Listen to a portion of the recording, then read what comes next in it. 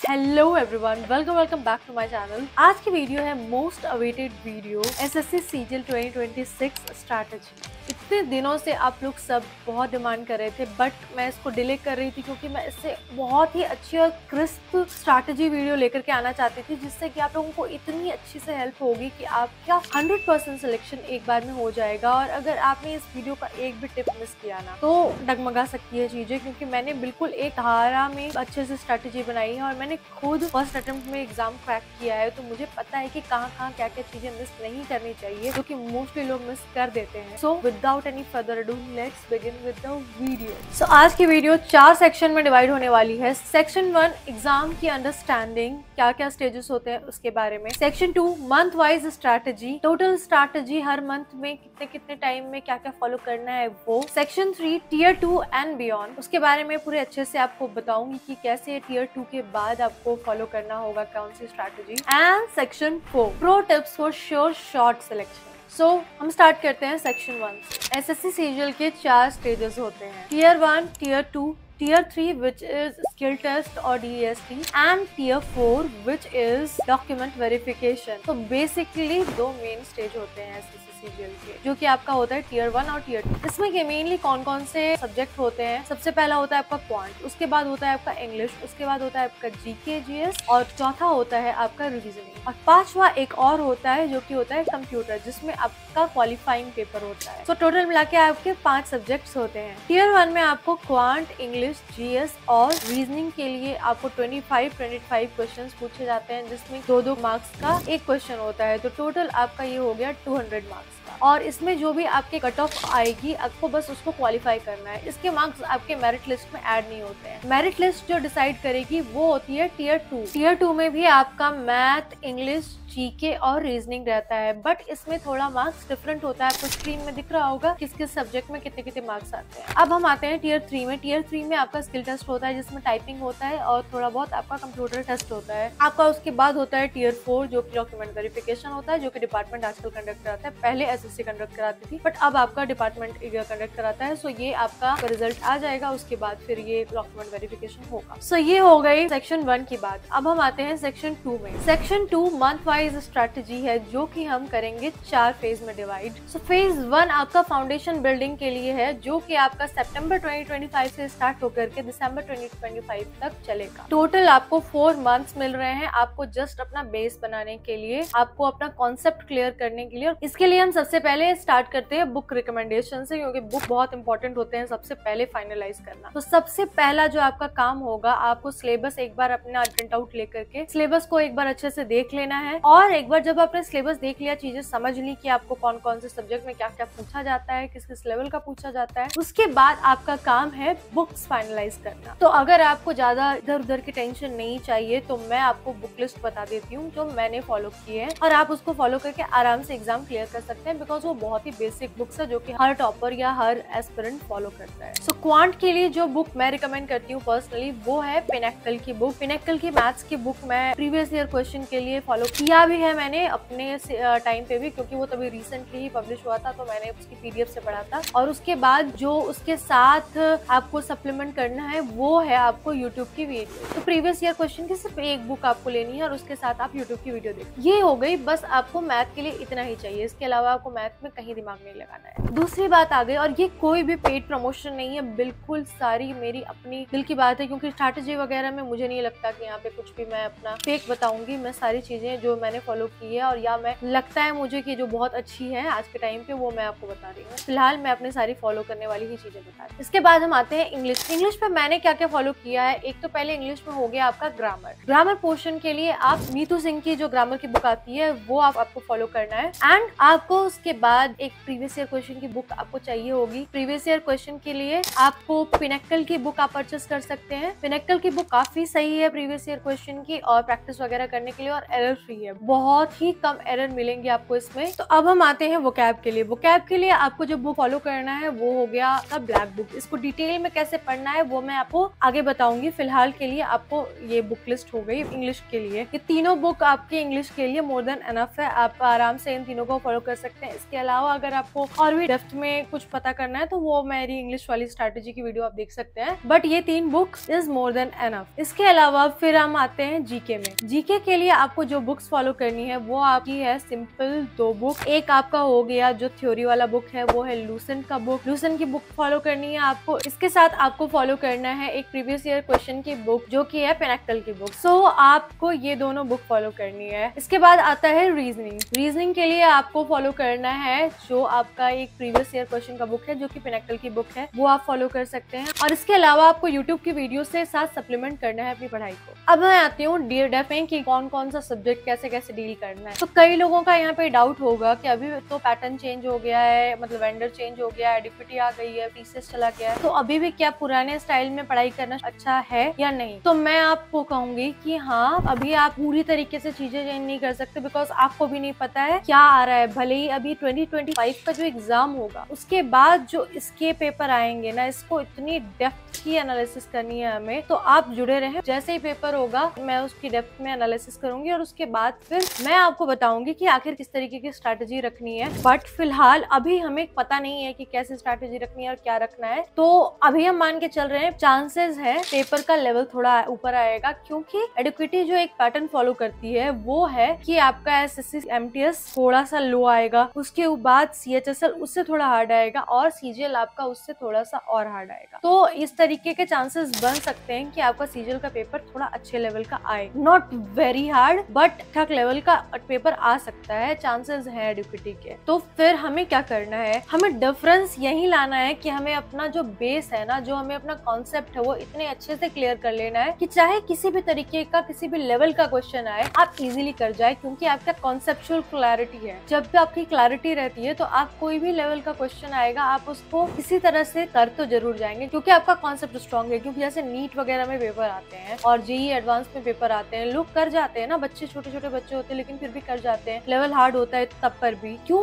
क्योंकि उनकी conceptual clarity होती है। तो इसलिए अभी आपको अपनी कॉन्सेप्चुअल क्लैरिटी पे ध्यान देना है और जैसी स्ट्रैटेजी मैं बता रही हूँ एज इट इज फॉलो कीजिए और ज्यादा टेंशन नहीं लेनी। तो स्टार्ट करते हैं हम क्वांट की कैसी आपको ये स्ट्रैटेजी होनी चाहिए। क्वांट के लिए आपको क्या करना है, सबसे पहले आप एक टॉपिक स्टार्ट करेंगे, जैसे कि हो गया परसेंटेज स्टार्ट हुआ। तो परसेंटेज के लिए आपको क्या करना है, यूट्यूब के जो भी टीचर होते हैं, किस टीचर से पढ़ना है, अगर आपको इस चीज का डाउट है तो मैंने ऑलरेडी ये वीडियो बना रखी है यूट्यूब के रिसोर्सेज के लिए, बहुत पहले बनाई थी, बट ये मेरी बिल्कुल ओरिजिनल मैं जो फॉलो किया है उसकी वीडियो है, तो आप ये जाकर के देख सकते हैं यूट्यूब की। आप सबसे पहले एक वीडियो देखिए। अगर आपको कोर्स परचेस करना है तो आप कोर्स भी ले सकते हैं, वो आपको ज्यादा इजी पड़ेगा, ज्यादा आपको इधर उधर मेहनत नहीं करनी पड़ेगी खोजने में, सब एक जगह पे आपको बना बनाया मिल जाएगा। सो आपको सबसे पहले वो वीडियोस देखने हैं। एक बार जो आपने वीडियो देख लिया उसके बाद आपको क्या करना है, वो सेम चैप्टर का उसका जो भी फॉर्मूला वगैरह है उसके एक नोट्स बना लेने हैं। उसके बाद फिर आपको करना है कि आपको जो भी आपकी प्रीवियस ईयर क्वेश्चन की बुक जो कि पिनेक्टल थी, पिनेक्टल से आपको एक चैप्टर लगाना है और वो एक चैप्टर जब जैसे आपने लगाया उसके बाद आपको दूसरे चैप्टर में वो पूरा पेपर लगाने के बाद फिर आपको दूसरे में स्विच करना है। और जब आप प्रैक्टिस प्रीवियस ईयर क्वेश्चन की बुक से आप वो चैप्टर लगा रहे होंगे तो आपको जो भी क्वेश्चंस हार्ड लग रहे होंगे उन क्वेश्चन को आपको हाईलाइट करना है। जहाँ जहाँ आपको जो जो लग रहा है कि ये थोड़ा मुझे हार्ड लगेगा, दोबारा आके मुझे वापस आना है इसमें, और जो आपकी इजीली बन रहा है उसी को बस छोड़ना। बाद बाकी जितना भी आपको हार्ड लग रहा है थोड़ा सा भी, वो सब में आप टिक मार्क करना। सब में आपने टिक मार्क कर दिया और उसके बाद फिर आप नेक्स्ट चैप्टर में मूव कर रहे हैं। उसके बाद जब आपने नेक्स्ट चैप्टर में मूव किया फिर आप सेम प्रोसेस में जाएंगे। आपको यूट्यूब की वीडियो देखनी है अच्छे से, आपको उसको नोट्स वगैरह अगर आपको बनाने का मन है तो नोट्स बनाओ, एटलीस्ट आपको फॉर्मूला का नोट्स जरूर बनाना है। उसके बाद आपने नोट्स बनाया, उसके बाद फिर आप वापस वही प्रीवियस प्रैक्टिस करो। और उसके बाद क्या करना है आपको, जब आप उसके बाद तीसरे चैप्टर में स्विच करने वाले हैं उससे पहले आपको पहला चैप्टर को रिवाइज करना है। जो भी आपने वो क्वेश्चन टिक मार्क किए आपको उसको अच्छे से पढ़ना है और ये देखना है कौन कौन सा क्वेश्चन बना टिक किया, बन रहा है कि नहीं बन रहा। अगर बन रहा है तो उसको आपको इरेज कर देना है और जो फिर आपसे नहीं बन रहा है उसको आपको फिर से हाईलाइट करना है नए तरीके से। और जब आप दूसरी बार आओगे तो फिर आप सिर्फ वो हाईलाइटेड क्वेश्चन ही करोगे। लास्ट में क्या हो जाएगा, इस तरीके से इतनी बार आपको रिवाइज हो जाएगा कि आपके हाईलाइटेड पोर्शंस इतने कम हो जाएंगे कि आप तुरंत आपका रिविजन हो जाएगा और आपको पता भी नहीं चलेगा। आपकी कमांड इतनी स्ट्रांग हो जाएगी, अगर आप रिवाइज नहीं करेंगे और बस आगे बढ़ते चले जाएंगे तो आपको दिक्कत होगी। इसलिए मैं ये वाली चीजें बता रही हूँ। जैसे आप नेक्स्ट चैप्टर में मूव करेंगे, पिछली बार जो पढ़ा था उसको आपको रिवाइज करना है, उसके बाद फिर नेक्स्ट में करेंगे तो उसके पहले वाला जो किया था वो सारे रिवाइज करने हैं। तो इस तरीके से बस आपको वो क्वेश्चंस प्रैक्टिस करने, और जहां आपको लगता है कि नहीं कॉन्सेप्ट में भूलने लगा तो आप एक बार जाकर के अपने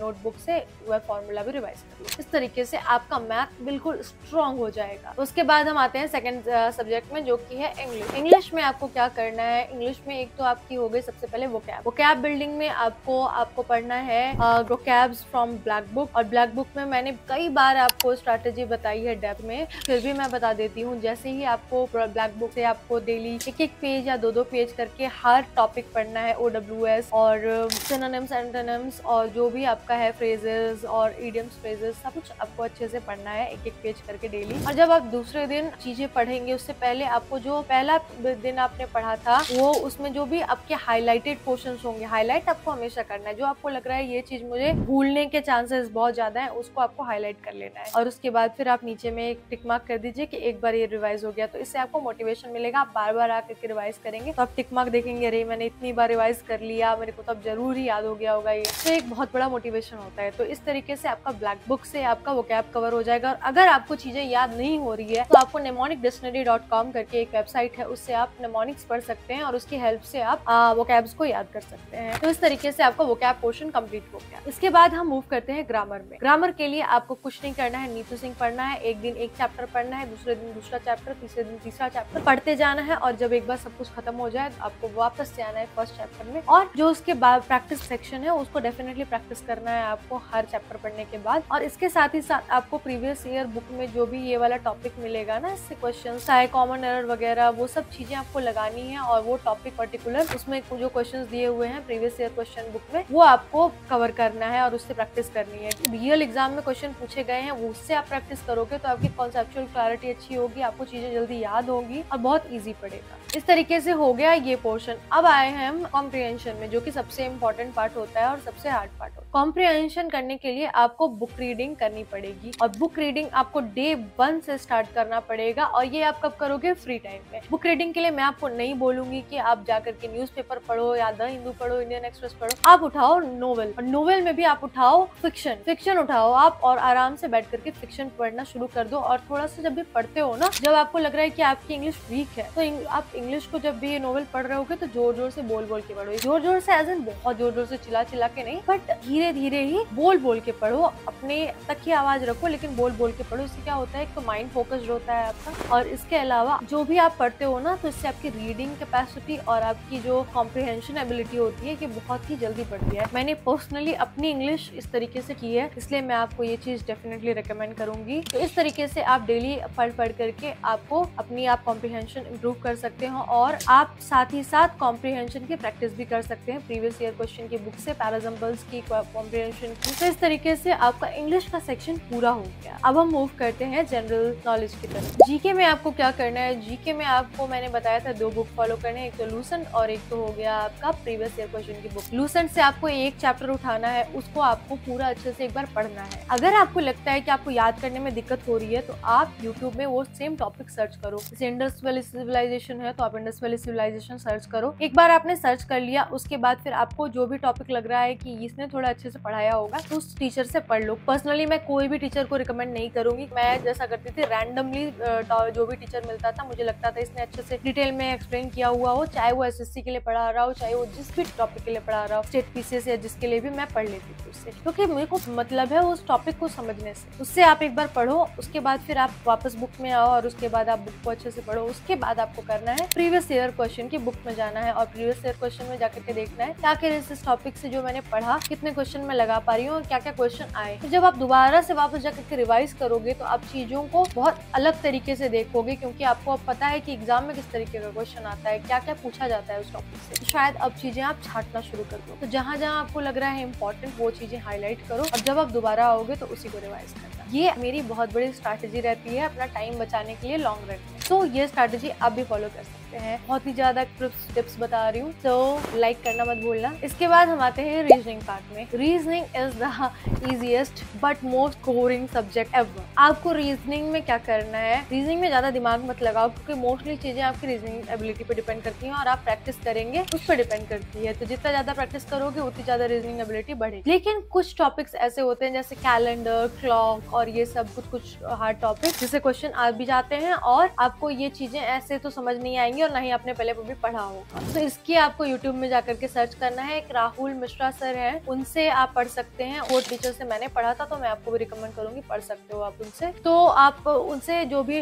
पढ़ाएंगे उसके नोट्स बना लो, क्योंकि दोबारा वीडियो नहीं देखनी है। और जब भी आपको लगेगा कि हाँ मेरे को रिवाइज करना है, तो आप जाकर के बस अपने नोट्स रिवाइज। इसके अलावा जो भी पिनेकल की बुक मैंने रिकमेंड की थी आपको रीजनिंग के लिए, वो रीजनिंग वाली बुक से जाकर के आपको डेली प्रैक्टिस करना है और अच्छे से प्रैक्टिस करना है, क्योंकि रीजनिंग और ये एकदम मतलब होता है ना फ्री का एप्पल है। आपको ऐसे ही इतना ज्यादा आपके मार्क्स बढ़ा देगा, you will not even imagine कितना ज्यादा आपको चेंजेस मिलेंगे। इसलिए इसके ऊपर फोकस करना अच्छे से और इसकी प्रैक्टिस डेली करना बढ़िया से। और अगर आपको लगता है कि शायद कुछ मेरे को कॉन्सेप्ट दूसरे टॉपिक में भी क्लियर करने हैं, तो जो भी टॉपिक में आपको कॉन्सेप्चुअल क्लैरिटी थोड़ा भी कम लग रहा है, आप सर्च कर लेना और उसकी क्लैरिटी अच्छे से ले लेना, क्योंकि क्लैरिटी होना बहुत जरूरी है। तो अगर एग्जाम का पेपर का लेवल हार्ड आएगा तो आपकी कॉन्सेप्चुअल क्लैरिटी ही आपको हेल्प करेगी बाकी लोगों से आगे निकलने में। सो बहुत इंपॉर्टेंट है, बार बार मैं आपको इस चीज पे जोर दे रही हूँ। सो अब हम मूव करते हैं फेज 2 पर। फेज 2 हो गया आपका जनवरी 2026 से मार्च 2026 तक। ये जो होता है इसमें आपको अपनी स्पीड बढ़ानी है और ज्यादा से ज्यादा प्रैक्टिस करना है। इसमें आपका काम है स्पीड प्लस प्रैक्टिस। इस टाइम में आपको डेली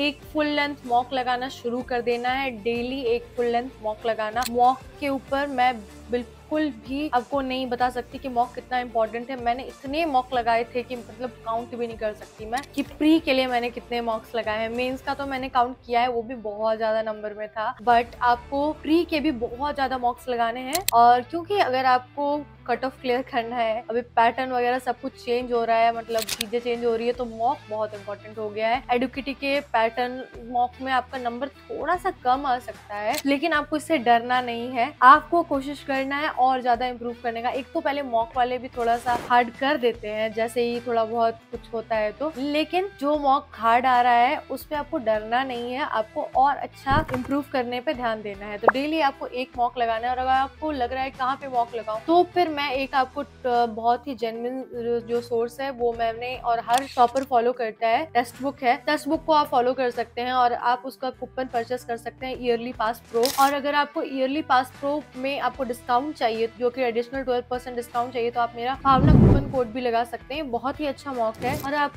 जेन्युइननेस दूसरे किसी मॉक की शायद इधर उधर भी हो सकती है, पर टेक्स्ट बुक की जेन्युइननेस बिल्कुल ही है कि ये बहुत ही अच्छा मॉक बनाता है। तो आप ये परचेस कर सकते हैं और लिंक आपको डिस्क्रिप्शन बॉक्स में मिल जाएगा टेक्स्ट बुक का मॉक परचेस करने का। इसके अलावा आपको सेक्शन वाइज टेस्ट सीरीज लगानी है। सेक्शनल मॉक्स काफी ज्यादा आपको मिल जाएंगे, एक एक टॉपिक सेक्शन का, जैसे क्वांट का है, रीजनिंग का है, मैथ ये का है, इंग्लिश का। तो आपको हर सेक्शन का मॉक आपको मिल जाएगा और आपको जाकर के बस वो मॉक लगाना है डेली बेसिस पे। बहुत इंपॉर्टेंट है ये, आप कहीं से भी मिल रहा है आपको फ्री में, लगा लो सेक्शनल मॉक या फिर क्विजेस जो मिलते हैं। और अपने टाइम मैनेजमेंट पे बहुत ज्यादा फोकस करना। Time management is the must. आपको क्या क्या फोकस करना है अब मैं आपको बताती हूँ। जब आप मॉक लगा रहे हो ना, आप आर्ट ऑफ स्किपिंग सीखोगे। एक मॉक लगा रहे हो, आपको लग रहा है कि आप किसी क्वेश्चन में फंस गए, आपको फंसना नहीं है किसी क्वेश्चन में। अगर हार्ड क्वेश्चन है और आपने उसमें समय बर्बाद कर दिया तो आपकी प्रॉब्लम हो जाएगी। मैं मॉक देने की एक अलग से स्ट्रैटेजी लेकर के आऊंगी आप लोगों के लिए बहुत ही जल्द, लेकिन अभी फिलहाल मैं ये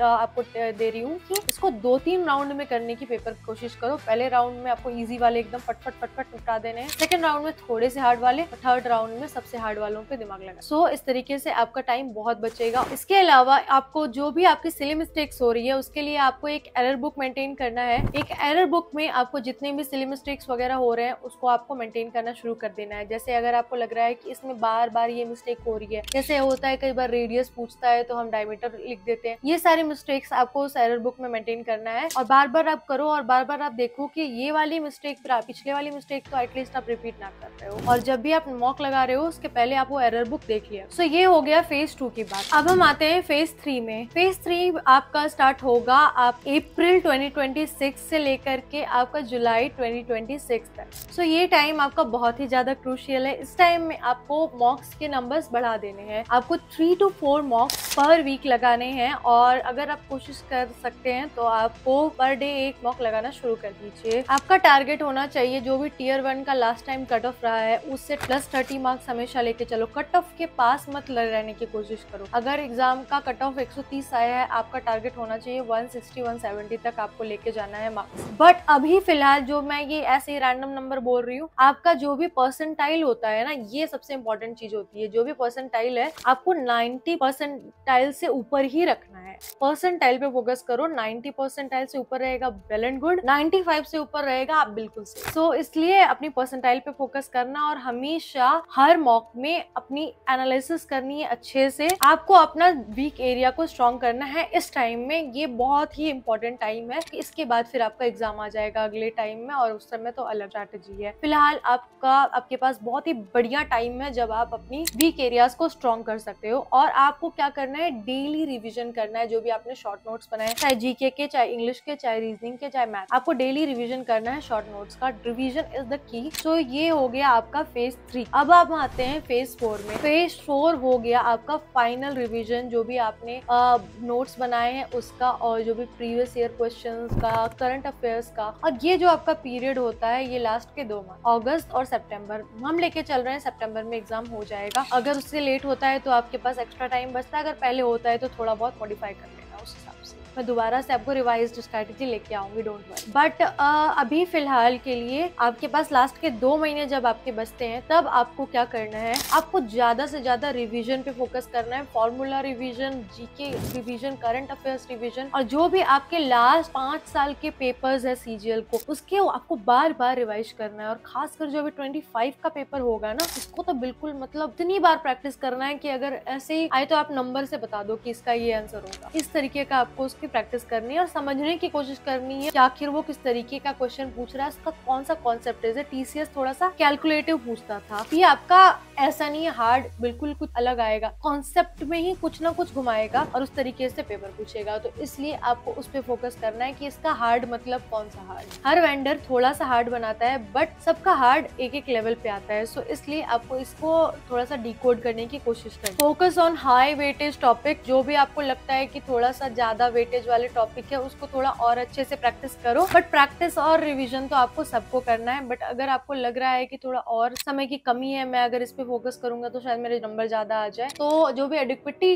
खासकर जो भी क्वेश्चन ज्यादा पूछ रहा है, जिससे भी क्वेश्चन ज्यादा पूछ रहा होगा, उसको अच्छे से आपको उस पे फोकस करना है। सो ये आपका मेजर जो आपकी स्ट्रैटेजी पार्ट है वो हो गई। और आपको क्या करना है, आपको अच्छे से सोना है, अच्छा हेल्दी खाना है और बहुत ही काम रहना है। काम होकर के ही आप एग्जाम देने जाए। अगर आप वहाँ पे हड़बड़ाएंगे तो आपके पैनिक मोड में जाने से आपका पेपर बहुत खराब हो सकता है। सो अगर आप जितना भी कामनेस अपने अंदर लाएंगे वो बहुत ही अच्छा रहेगा आपके लिए। तो मेडिटेशन वगैरह की प्रैक्टिस कर सकते हैं आप अंदर में अपनी स्थिरता लाने के लिए। अब हम आते हैं सेक्शन 3 में, which is tier 2 and beyond. Tier 2 के लिए मैंने यहाँ पे सब लिख लिया है, तो मैं यही देख करके बता रही हूँ आपको, ताकि कुछ छूट ना जाए बिल्कुल भी। जैसे टियर 1 का आपका सिलेबस कंप्लीट होता है, टियर 2 की प्रैक्टिस पैरेलली स्टार्ट कर देनी है। टियर 2 और टियर 1 की प्रैक्टिस अलग अलग नहीं होती है, सिलेबस ऑलमोस्ट सेम है। बट टियर 2 में जस्ट आपको करना है कि मॉक लगाने शुरू कर देने हैं। कभी कभी मॉक लगा लो, संडेज को मॉक लगा ले वीक में एक बार या कभी। तो जैसे सिलेबस पूरा होता है आपको थोड़ा टियर 2 के पेपर पे भी फोकस करना है, क्योंकि मेन तो वही है। आपका जो मेरिट डिसाइड करेगा वो आपका टियर 2 डिसाइड करेगा। सो आप उसको इग्नोर तो नहीं कर सकते हैं। इसके अलावा जो आपके इंग्लिश और मैथ्स है, इस पे आपको मेजर फोकस करना है, क्योंकि ये मैक्सिमम स्कोरिंग सब्जेक्ट। इसके अलावा आपको मैं अभी रिकमेंड करूंगी कि जब आपका टियर 2 का समय आ जाता है ना, तभी आपको द हिंदू के थोड़े बहुत एक एक कॉलम, एडिटोरियल या कुछ भी आपको पढ़ना है वो आप पढ़ना शुरू कर दो। आपको थोड़ा अपना लेवल बढ़ाना है रीडिंग का, ताकि आपकी रीडिंग कॉम्प्रिहेंशन और अच्छी हो जाए और आप इजीली टियर 2 का एग्जाम क्लियर कर जाओ और वहाँ पे जाके आपको ऐसा ना लगे कि भाई ये कौन सा लैंग्वेज है। इसके बाद हम आते हैं प्रो टिप्स पे, विच इज सेक्शन 4। सबसे पहला जो है वो है आपको कि स्टिक टू लिमिटेड रिसोर्सेज। ज्यादा इधर उधर भागना नहीं है। जितने रिसोर्सेज मैंने शुरू में बता दिए या आपने फाइनलाइज कर लिए हैं, इसके अलावा अब आपको इधर उधर नहीं भागना है, चाहे कोई भी कुछ बोल दे। Second point, daily 6 to 7 hours study in 2 to 3 sitting. आपको डेली थोड़ा थोड़ा करके पढ़ना है। अगर आप 6 से 7 घंटे नहीं पढ़ सकते, 4 से 5 घंटे पढ़ो, बट आपको डेली पढ़ना है। कंसिस्टेंसी आपकी ब्रेक नहीं होनी चाहिए। चाहे अगर आपको किसी दिन अगर आपके ऊपर का ही काम आ गया तो एक मॉक लगा लो और उसकी अच्छे से एनालिसिस कर लो, इतना ही कर लो, बट आपको किसी भी दिन में गैप नहीं करना है। अगर आपने गैप किया ना, फिर वहीं पे आप पीछे हो जाओ। अगर आप कंसिस्टेंटली 1 साल तक या जो भी 6 महीने तक अच्छे से पढ़ लोगे ना, तो आपको लिख के देती हूँ मैं, आपके सिलेक्शन होना ही हो। कंसिस्टेंसी जिसने भी मेंटेन की है उसका सिलेक्शन डेफिनेटली होगा। Join a mock test series by January 2026। ज्यादा डिले नहीं करना है। 4 महीने के बाद आपको जो भी मॉक टेस्ट सीरीज आपको परचेस करना है, टेक्स्ट बुक का अगर आपको करना है तो आप उसको ज्वाइन कर लो, क्योंकि मॉक लगाना बहुत जरूरी है। पर वीक एक मॉक लगाना तो बहुत ही मस्त। Keep track of SSC update from official website. जो भी आपको अपडेट्स वगैरह आ रहे हैं उसको आप फॉलो करो। और बहुत ज्यादा जो ये सब चीजें होती है ना, जो भी कंट्रोवर्सी क्रिएट करते हैं लोग, उन पे ज्यादा दिमाग मत लगाओ। जहाँ पे भी अगर आप अपना समय बर्बाद करोगे तो फिर आपका ये कीमती समय घूम करके वापस नहीं आएगा। बहुत सारी चीजें चलेंगी, लेकिन लोग आएंगे जाएंगे। आपका एग्जाम आपको निकालना है और आपको अपने आप को स्टैब्लिश करना है। तो इन सब चक्करों में दिमाग मत लगाओ। बस जो भी अपडेट्स आ रहे हैं उसके ऊपर फोकस रखो। एसएससी का जो भी वेबसाइट है उसको टाइम टू टाइम देखते रहो। And at the end I would say stay consistent and motivated. SSC CGL selection is a marathon not a sprint. So ये चीज हमेशा अपने दिमाग में रखना है और अपने आप को हमेशा आगे लेते हुए चले जाना है। और धीरे धीरे धीरे धीरे धीरे धीरे करते करते आप मैराथन डेफिनेटली जीत जाओगे। सो अगर आपको ये वीडियो अच्छी लगी है तो आप लाइक शेयर एंड सब्सक्राइब जरूर करना है। मेरा पूरा विश्वास है कि अगर आप इस स्ट्रैटेजी को अच्छे से फॉलो करेंगे तो आपका डेफिनेटली सिलेक्शन होगा और आपके सिलेक्शन होने से कोई नहीं रोक सकता है। सो अगर आपको वीडियो अच्छी लगी हो तो लाइक जरूर करना और लाइक के बाद हाइप भी जरूर करना। वीडियो को लाइक के जस्ट बाद आता है। और आप सब्सक्राइब करना, शेयर करना, बिकॉज यही मेरा छोटा छोटा मोटिवेशन है। मैं मिलती हूँ आप लोगों से नेक्स्ट वीडियो में। Till then bye bye.